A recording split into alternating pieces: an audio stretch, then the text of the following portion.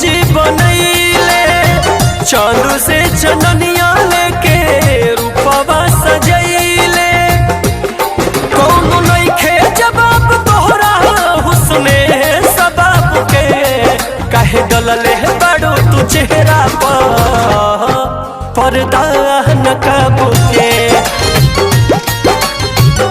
कातिल अदावा कत्ल करे दिल के, ना जाने का भइल बा तोहरा से मिलके।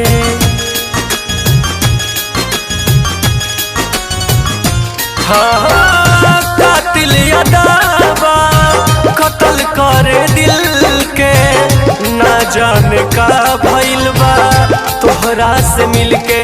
खिलल चेहरा बाटे ऐसे जैसे फुलवा गुलाब के, काहे डलले बाड़ू तू चेहरा पर पर्दा नकाब के। काहे डलले बाड़ू तू चेहरा पर पर्दा नकाब के।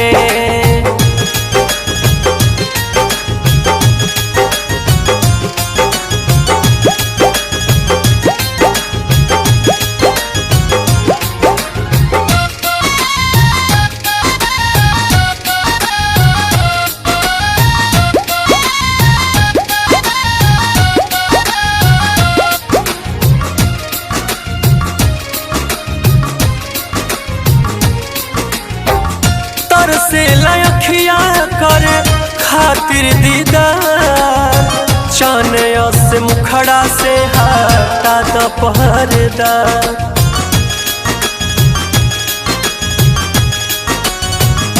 हाँ तर से लखिया कर खातिर दीदार, चाने से मुखड़ा से हटा द पर्दा। न सने ना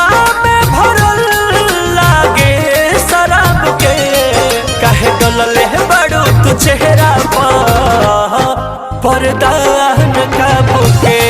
काहे डलले बाड़ू तू चेहरा पर पर्दा नकाब के।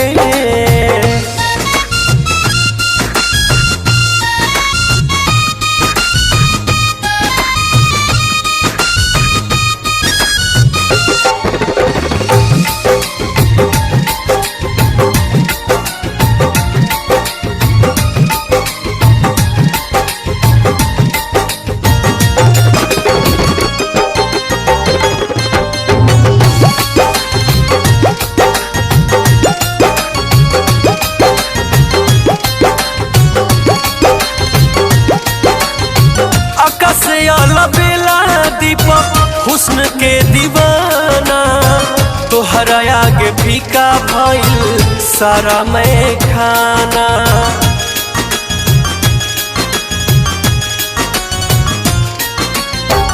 और रिंकू कुंदन दीपक हुस्न के दीवाना, तोहरा आगे फीका भइल सारा मैं खाना।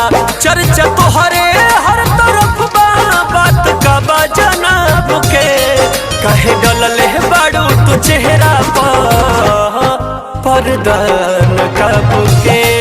काहे डलले बाड़ू तू चेहरा पर पर्दा नकाब के।